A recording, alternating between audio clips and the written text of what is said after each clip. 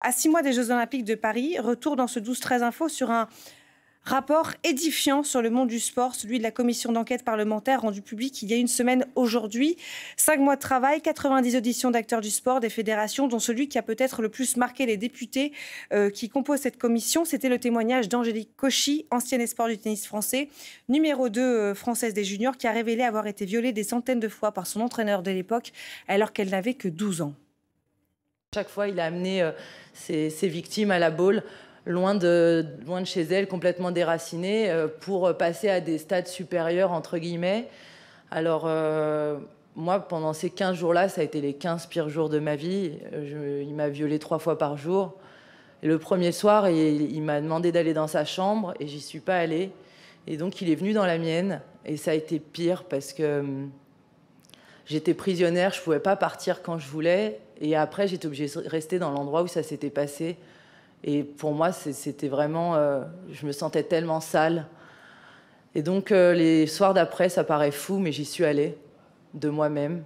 Et j'ai fait ces 13 pas qui me séparaient de sa chambre pour aller me faire violer. Bonjour Angélique Cauchy. Bonjour. Merci d'être présente sur ce plateau pour témoigner et donner une suite à ce rapport. C'était important de témoigner à cette commission d'enquête parlementaire ?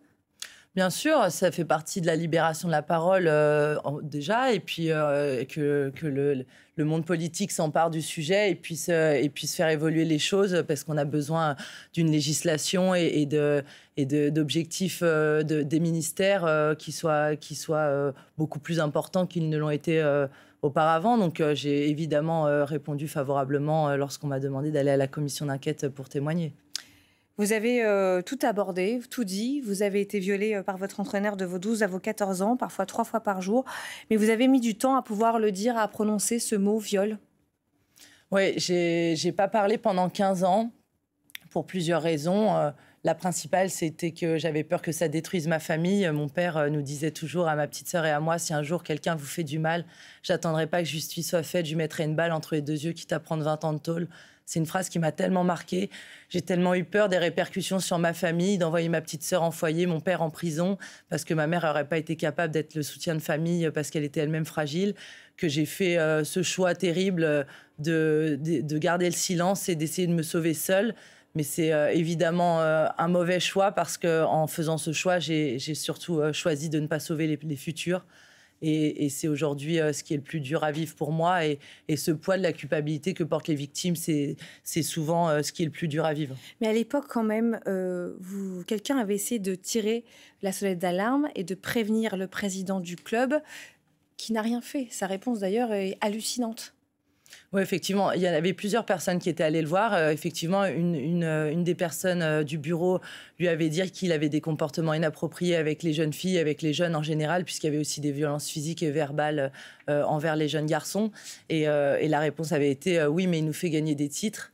Donc c'est vrai que ça posait la question de savoir où est-ce qu'on place l'intégrité mentale et physique des jeunes. Est-ce que la performance excuse tout? Est-ce que les médailles permettent... ce sacrifice qui n'a aucun prix, et même pas le prix d'une médaille olympique.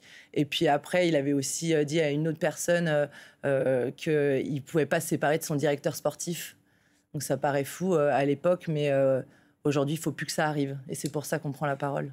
C'est pour ça que vous prenez la parole. C'est pour ça aussi que c'est important de raconter votre histoire. D'ailleurs, vous n'étiez pas la seule victime de cet entraîneur. 3 autres filles ont été identifiées, toutes mineures au moment des viols et des agressions, alors qu'il était un entraîneur réputé dans les clubs de Sarcelles puis de Levallois. Il a été condamné en première instance, puis en appel à 18 ans de réclusion criminelle pour viol, agression sexuelle avec autorité sur mineur de 15 ans, avec interdiction d'entraîner à vie et obligation de soins.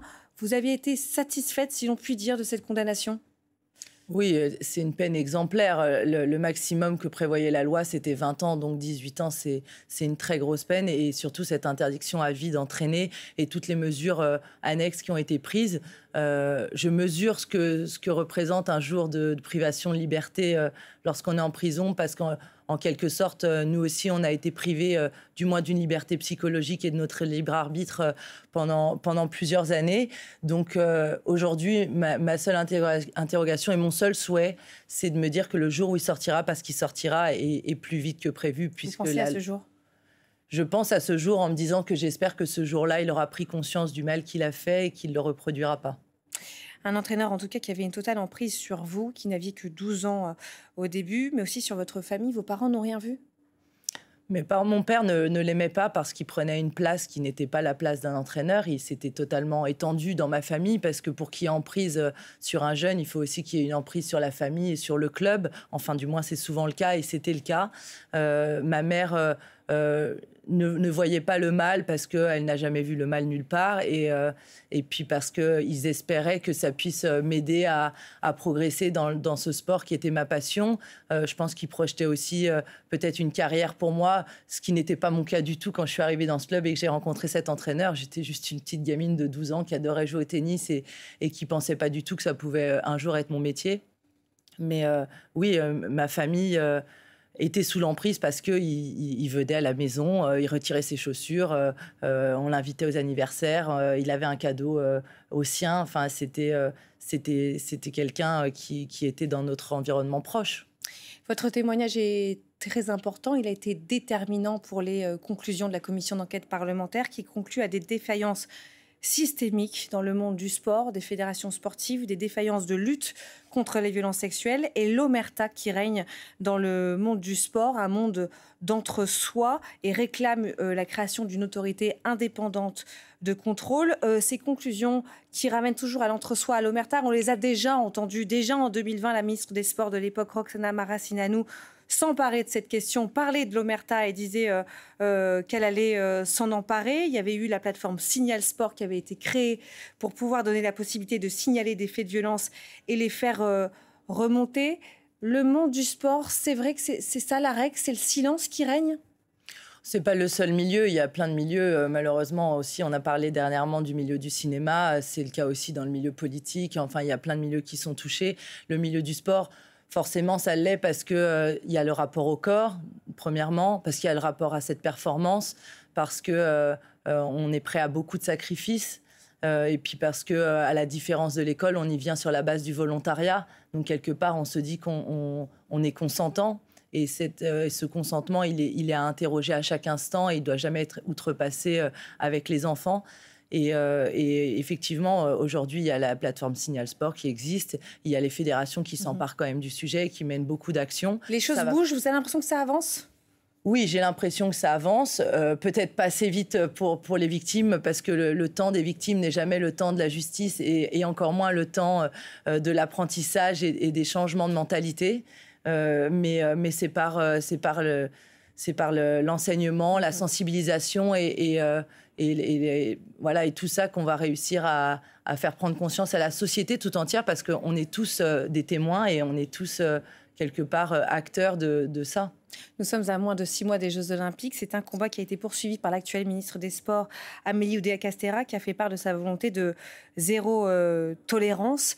Amélie Oudéa-Castéra, qui par ailleurs avait dénoncé ce rapport, disant qu'il était militant, instrumentalisé à des fins politiques, notamment parce qu'était pointée du doigt sa rémunération jugée excessive quand elle dirigeait la fédération de tennis. Récemment, il y a une tribune, là, ce week-end, une tribune a été publiée, signée par une cinquantaine de dirigeants du monde sportif pour la soutenir. Vous soutenez aussi la ministre des Sports, Amélie Oudéa-Castéra. Vous pensez qu'elle est la bonne personne? Elle s'est déjà illustrée, comme je le disais, dans la volonté de mettre fin à toutes les violences dans le sport. En tant que ministre des Sports, elle a fait beaucoup et elle fait encore beaucoup. Je pense qu'elle est beaucoup décriée aussi en ce moment parce qu'elle a pris un autre gros ministère qui est l'Éducation nationale, que je connais bien puisque je suis professeur de PS aujourd'hui, qui est un ministère très difficile. Et d'avoir les deux charges l'année des Jeux Olympiques, je pense que ça a été très mal vécu par les enseignants et par le monde de l'école, parce que ils ont la légitimité de penser qu'ils ont besoin d'un ministre à part entière.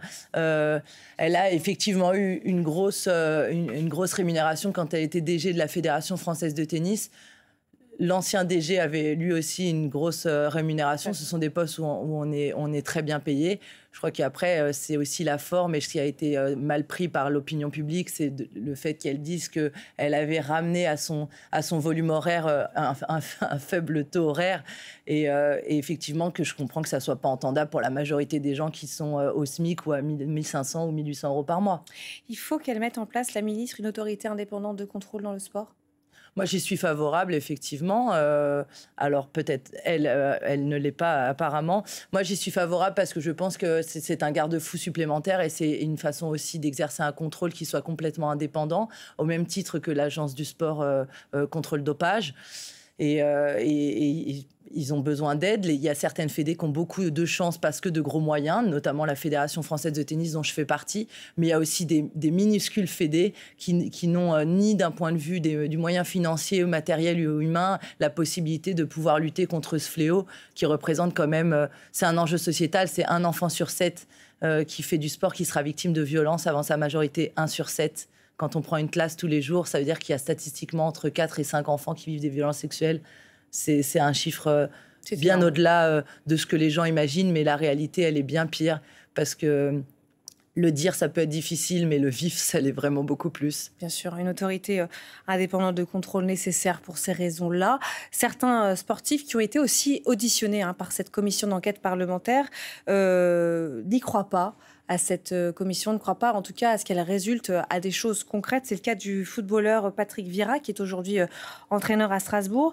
Je le cite, « Vous êtes en train de m'auditionner tout en sachant que d'autres commissions ont déjà effectué le même travail, rendu des conclusions, mais que rien n'a été fait par la suite. De même, le rapport que vous allez produire sera mis sous la table et tout le monde passera à autre chose. » Vous comprenez cette sorte de résignation, le fait que d'ailleurs il n'ait pas voulu témoigner? Je comprends sa colère, parce qu'à partir du moment où on souffre, il y a de la colère. Après, l'objectif, c'est quand même d'essayer d'être optimiste et d'essayer d'améliorer les choses. Bien entendu que des choses avaient déjà été faites et qu'on n'a pas résolu ça, mais il y a plein de problèmes qui ne sont pas résolus comme ça d'un coup, surtout sur des enjeux pareils. Maintenant, si aujourd'hui je suis là et qu'il y a autant d'invités et on donne autant la parole à des victimes et qu'on parle autant de ce sujet-là par rapport à il y a quelques années, c'est quand même que les choses bougent et ce rapport fait beaucoup plus de bruit que les précédents. Donc voilà, j'ose espérer que ça aura des répercussions sur la façon de gérer les fédés, sur le contrôle d'honorabilité qui sont faits dans les fédérations, sur les entraîneurs et les bénévoles, sur l'aide et le soutien aux victimes lorsqu'elles prennent la parole. Voilà, nous, on a eu la chance d'avoir la FFT qui se porte partie civile pendant notre procès. C'était quelque chose de novateur et qui doit maintenant être pérennisé, qui doit être systématique. Mais comme quoi les choses, finalement, avancent. Et on est là, en tout cas, chaque jour pour essayer de faire en sorte que ça avance. Merci beaucoup, Angélique Cauchy, pour votre témoignage toujours très fort, puissant et important. Merci beaucoup d'avoir été là.